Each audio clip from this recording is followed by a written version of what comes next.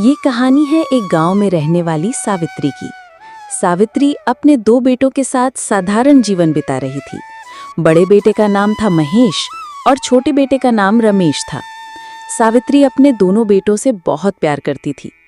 सावित्री का पति 4 साल पहले किसी बीमारी के कारण चल बसे। पति के जाने के बाद सावित्री ही अपने दोनों बेटों को पाल पोस कर बड़ा किया। महेश अब भी 7 साल का और रमेश 6 साल का था। दोनों भाई एक दूसरे के साथ दिन भर खेल कूद करते थे और एक साथ पढ़ाई करते थे। दोनों को एक साथ देख माँ सावित्री बहुत ही खुश होती है और कहती है, कितने अच्छे लग रहे हैं दोनों एक साथ। भगवान करे बड़े होकर भी ये दोनों भाई ऐसे ही मिलजुल कर रहें। ऐसे ही दिन बीतते गए और दोनों बड़े हो गए। दोनों बड़े होकर भी दोनों भाई एक दूसरे से बहुत प्यार करते थे। वो दोनों कभी भी आपस में झगड़ा नहीं करते थे। दोनों एक साथ मिलकर काम करते और पैसे लाकर अपने माँ के हाथों में दे देते। दोनों भाइयों के बीच में प्यार देख गांव वाले भी सावित्री की तारीफ करते। एक दिन,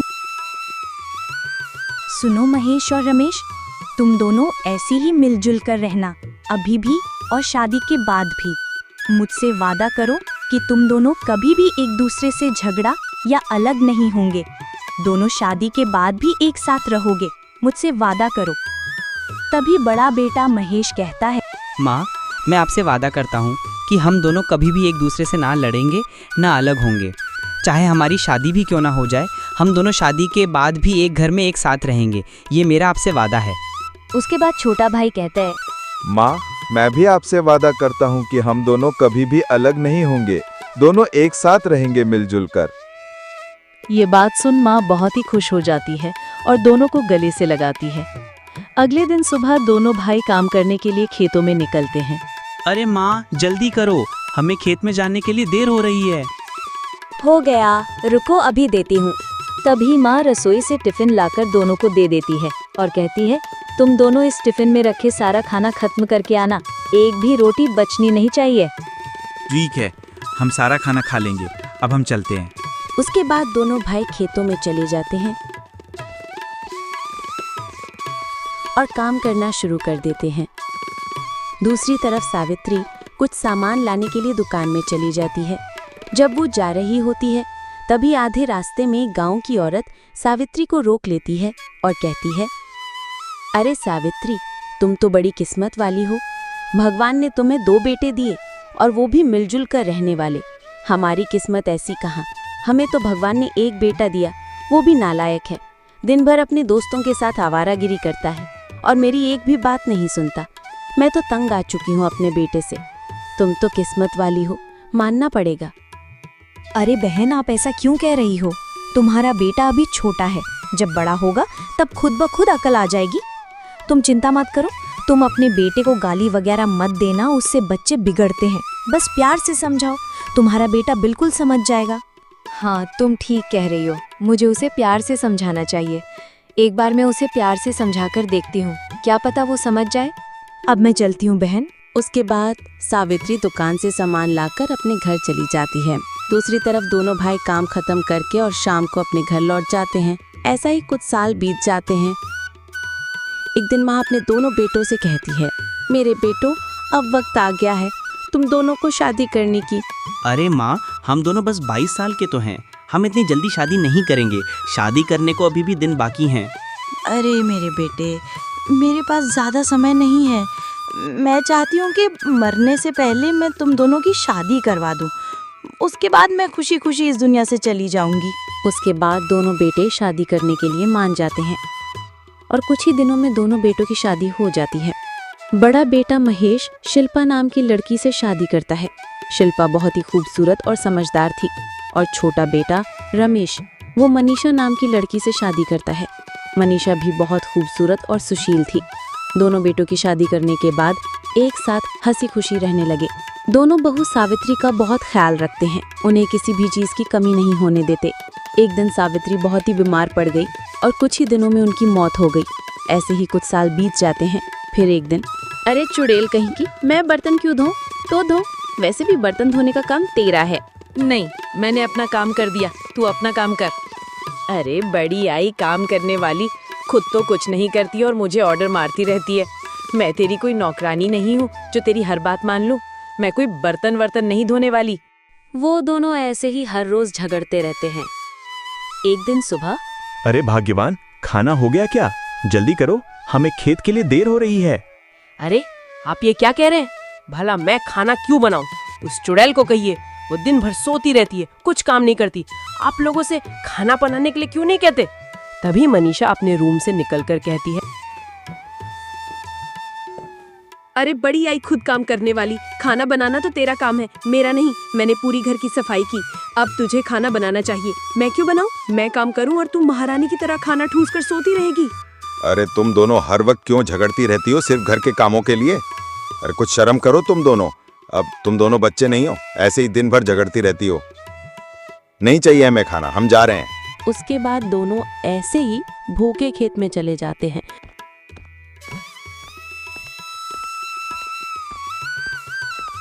वो दोनों ऐसे ही हर रोज झगड़ते रहते हैं।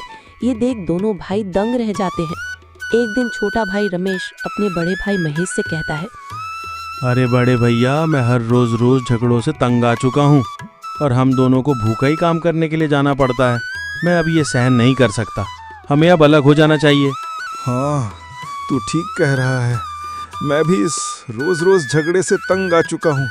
हमें अब अलग हो जाना चाहिए, तभी हमें सुकून मिलेगा। अगले दिन दोनों भाई गांव के मुखिया को बुलाते हैं बंटवारा करने के लिए। सुनो तुम दोनों, तुम्हारे माँ के पास 2 बीघा जमीन थी। कुएं के पास जो जमीन है वो 1 बीघा जमीन बड़ा भाई महेश लेगा और बड़े पेड़ के पास जो 1 बीघा जमीन है वो छोटा भाई रमेश लेगा। और एक बात, तुम्हारी माँ का जो पुराना घर है वो घर बड़ा भाई महेश लेगा और जो घर में दोनों भाई एक साथ रहते हो वो घर छोटा भाई रमेश लेगा। अब इस कलमोही से छुटकारा मिला। अरे तुझे मुझसे नहीं, मुझे तुझसे छुटकारा मिला। हाँ हाँ बड़ी आई, अब तू मेरे घर में पैर भी मत रखना। अरे तेरे घर कौन जाए, एक कुत्ता भी तेरे घर ना जाए। चुप करो तुम दोनों, यहाँ भी शुरू हो गए तुम दोनों। हम अब अलग अलग हो गए ना, अब चलो यहाँ से। उसके बाद दोनों भाई अपने अपने घरों में रहने लगे। बड़ा भाई महेश अपनी जमीन में खूब मेहनत करने लगा। दूसरी तरफ रमेश भी अपने खेत में खूब मेहनत करने लगा। कुछ ही दिनों में महेश की जमीन पर ढेर सारी फसल उगने लगी, रंग बिरंगे सब्जियां उगने लगी। दूसरी तरफ रमेश के खेत में एक भी फसल नहीं उगती और सारी फसल खराब हो जाती है। महेश अपनी सब्जियों को बेचकर खूब सारे पैसे कमाता है। दूसरी तरफ रमेश के घर में खाने के भी लाले पड़ गए थे। अरे आई जी, हमारे घर में जो भी राशन था सब खत्म हो गए। मुझे बहुत भूख लगी है, जाओ दुकान से कुछ सामान लेकर आओ। अरे मैं कहाँ से लाऊं सामान? दुकान में इतने सारे पैसे देने बाकी है। अब दुकानदार हमें कोई सामान नहीं देगा और तुम्हें पता ही है मेरे पास एक भी पैसे नहीं है। अब मैं क्या करूं? आपके पास पैसे नहीं है? मुझे बस राशन लाकर दो और मुझे कुछ नहीं सुनना। उसके बाद रमेश गांव की तरफ चला जाता है। तभी रास्ते में उसे अपना बड़ा भाई महेश मिलता है। अरे छोटे, कैसा है? घर में सब कुछ ठीक ठाक चल रहा है ना? अरे हाँ, घर में सब कुछ ठीक है। और तू बता, तेरा क्या चल रहा है घर में? मैंने सुना है कि तेरे खेत में बहुत अच्छी फसल लगी थी और तूने अच्छे खासे पैसे भी कमा लिए। हाँ, मेरे घर में सब कुछ अच्छा है। हाँ, इस बार तो मेरे खेत में बहुत ही अच्छी फसल हुई थी और अच्छे खासे पैसे भी कमा लिया। ठीक है, तो अब मैं चलता हूँ, मुझे खेत में जाना है। हाँ ठीक है, तू जा। रमेश अपने बड़े भाई की कमाई देखकर बहुत ही जलता है और घर जाकर अपनी पत्नी से कहता है, अरे भाग्यवान, हमें मिलकर कुछ ना कुछ तो करना ही होगा। ये मेरा बड़ा भाई बहुत ही पैसा कमा रहा है और हमारे घर में खाने के लिए भी पैसे नहीं है। हमें कुछ ना कुछ तो करना ही होगा ताकि उसे भी पता चले गरीबी क्या होती है। आप ठीक कह रहे हो, आपका बड़ा भाई तो बहुत पैसा कमा रहा है और रूपा बहुत ही घमंडी हो गई है पति के पैसे कमाने के बाद। हमें कुछ ना कुछ तो करना ही होगा, लेकिन हम करेंगे क्या? मेरे पास एक आइडिया है। उसके बाद दोनों उसी रात को महेश के खेत में जाते हैं और उसके खेतों में आग लगा देते हैं। अब देखता हूँ तू पैसे कैसे कमाता है। अगले दिन सुबह जब महेश अपने खेत को देखने के लिए जाता है, तब उसकी रूह कांप जाती है। उसका खेत सब कुछ जलकर राख बन गया था। हे भगवान, ये क्या हो गया है? मेरा खेत कैसे जला? अब मैं क्या करूं? पैसे कहाँ से लाऊं? हे भगवान, अब मैं क्या करूं? इतना कहकर वो अपने घर चला जाता है।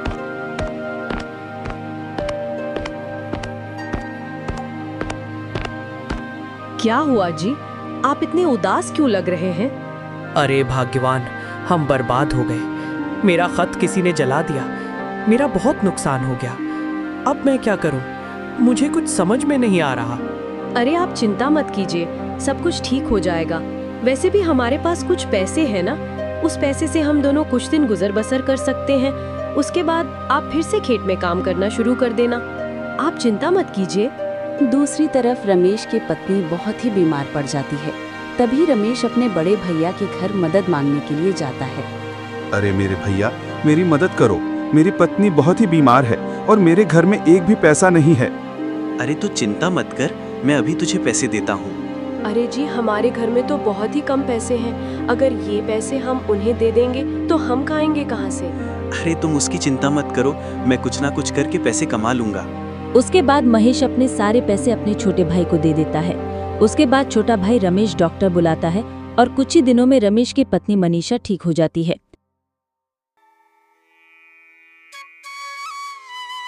अरे भाग्यवान, हमने अपने भैया भाभी के साथ बहुत गलत किया। हमें ऐसा नहीं करना चाहिए था। हमारे बुरे वक्त पर उन्होंने ही हमारी मदद की और हमने ही उनका खेत जला दिया। हाँ जी, आप ठीक कह रहे हो। हमने बहुत गलत किया उनके साथ। अब इस बात को दोहराने से कुछ नहीं होगा। चलो हम उनसे माफ़ी मांगते हैं। उसके बाद दोनों मिलकर महेश के घर जाते हैं।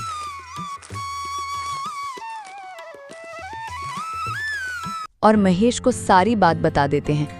माफ करना भैया, हमने आपके साथ बहुत गलत किया। अब जो भी सजा दोगे हम भुगतने के लिए तैयार हैं। अरे नहीं नहीं, कोई बात नहीं।